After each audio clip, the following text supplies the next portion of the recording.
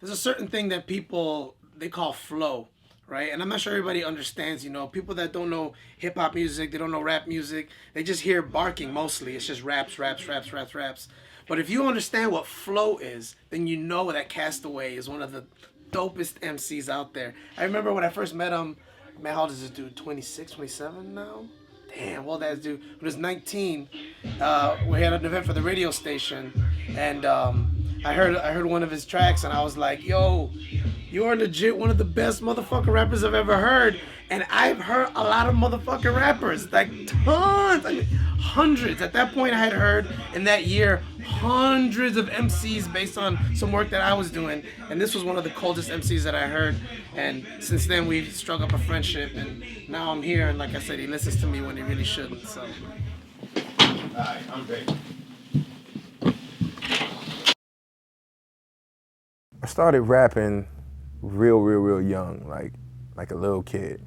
It's funny because like my cousin Blue knew I was gonna rap, like before I can even read, which is crazy. But I had another cousin who I'm not gonna mention his name. He's gonna remain nameless. He taught me and my cousin Tone and another cousin of ours. I'm not gonna say he taught Tone how to rap, but I know he taught me. He had us rapping on these tapes in the basement of my grandmother's house.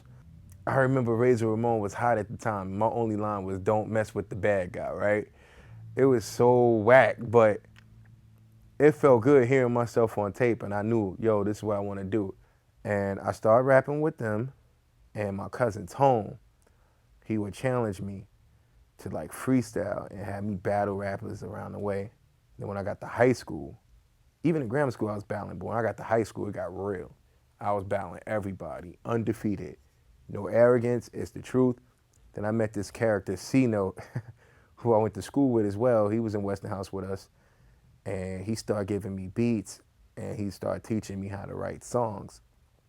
I used to be like super lyrical and stuff like that, and I remember him telling me, yo, ain't nobody gonna understand you, man. I don't understand you. Unless I smoke weed or something, I don't understand you. And I used to feel bad. It always affected me throughout my whole, for as long as I've been rapping. Am I gonna be understood, right? So he taught me how to make songs, and then he took me to my first big studio. So throughout my music thing, Tone was always there, C-Note was always there. So between my cousins and C-Note, that's how I started doing music. Well, when I first met Dominique, he was 16 years old. He was rambunctious. I mean, the guy was larger than life. I'm a few years older than him, and I'm also larger than life, so I've already been through that routine.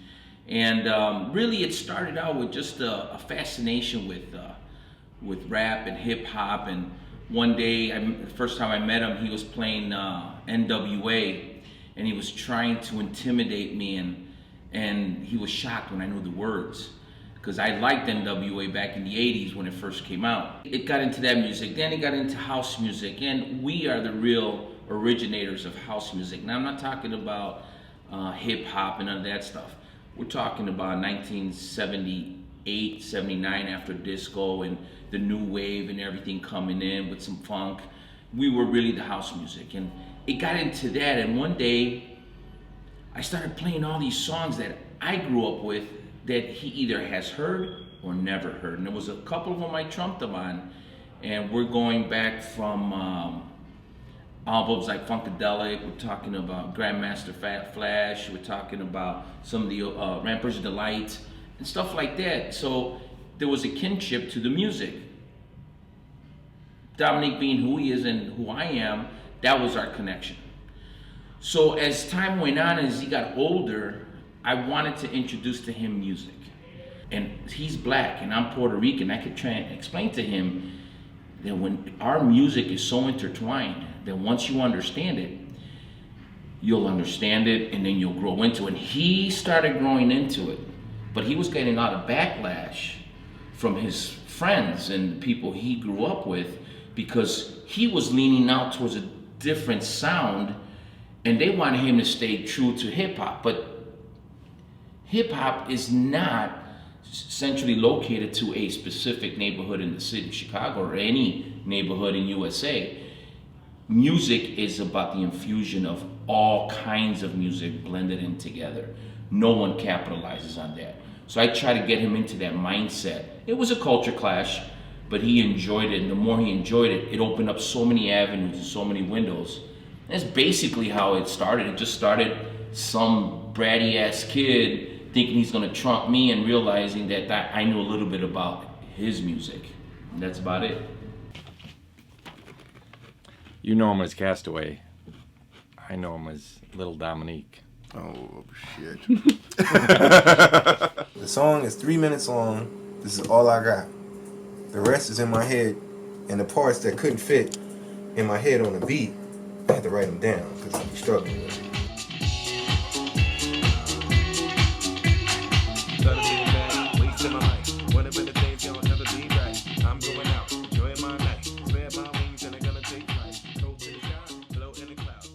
I've been real close to my adopted pops, who just happens to be Puerto Rican, right?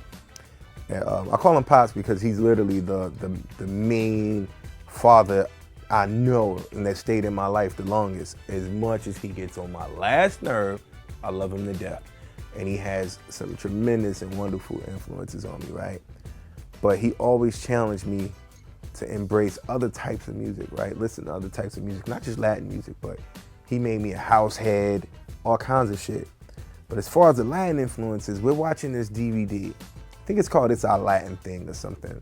His friend came over, Marissa, wonderful singer, right? They're talking about this song by Ruben Blades named Pedro Navaja, and she challenges me. She's like, okay, I challenge you to translate this song in English and put it in a rap. I give you 6 months. So I literally ran over, found the fucking karaoke version of the instrumental to Pedro Navaja, and I fucking translated it into English, right? Then I took it back to my pops. My pops was like, holy shit. I knew when I started making music again, I wanted to incorporate that influence. El Negrito is not even produced by a Spanish person. It's produced by a Norwegian cat. His name is Harry West, right? And he heard the Pedro Navaja shit. He heard the West Side Night, which was the other Spanish song I did on My Life music album. He's like, yo, can you rap to this? So I rhymed on it. I did like 2 verses.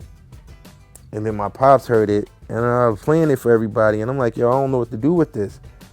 And Marissa, I don't know why she was in the studio, but she came, she heard it, and she was like, yo, let me take this home.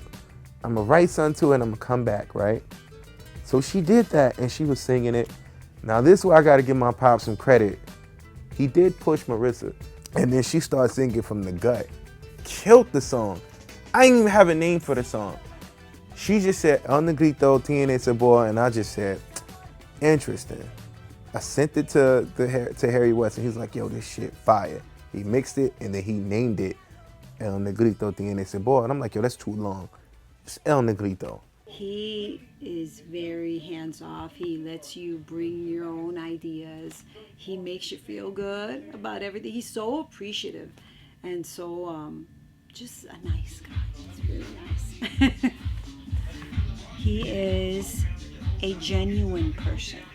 Genuine, kind, truly, when you speak to him, you feel like he's listening to you, and he's always there. He'll always help you. He'll give you the shirt off his back. That's the type of person, you know, and I'm pretty good at that. I see someone, okay, this guy is just very kind. He's a good person. He's good.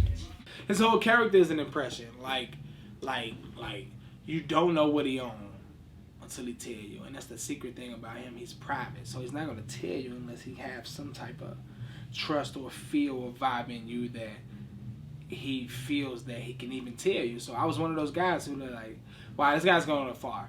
It's weird. Like he's the shyest, publicist, socialist guy you can know. Why is it I feel like everybody rap and I'm annoyed by it? Like, I'm ashamed to say I rap sometimes. Right. Because then when I tell people I rap, they thinking the shit that's on the radio. Same way with me. I don't like to tell everybody I just do what I do because they just want to jump on band with you because they see opportunity there. You don't But even for have to me, necessarily do it. That Just say you too, do it, number right? one. But number two, I don't like the stigma that's on the current rapper, right? Mm-hmm. When you hear, oh, he rap, they expecting the Chief Keef sound, the Lil Wayne sound, the da-da-da. And it's like, no, dude, what I'm doing, what we doing, is something different. It's something real. And I feel like these the type of motherfuckers is in my way. That's making it bad for me. It's like that when they say that one rotten apple spoils the bunch. Them the rotten apples that's spoiling the bunch for me. They making me look bad. Right. When you So sometimes I'm ashamed to even say I rap. Like last night I'm at a party and this girl, Louise' sister, she like, yo, what kind of music you doing? I'm like, I'm almost ashamed to tell her I rap. When you say you rap, you got to go into what genre, and then you Exactly. gotta And then that's even more difficult for me Right. because you can't even put my stuff in a category. My music always tells a story. I don't know why, but like, I guess the personal side of my music always comes from my favorite artists always telling their stories. Like, I grew up on Jay-Z, I grew up on Nas, I grew up on Common, I grew up on Biggie, and I felt like I knew so much of their life, right? So whenever I write, I always want to tell my story. And aside from that, you know, I've been through some things, you know, and I want to share my experiences so somebody listening can say, hey, I may not have went through that exactly, but if I can draw something from his story to make mine better, then, you know, that's what I'm gonna do. And that's why I rap about personal things, right?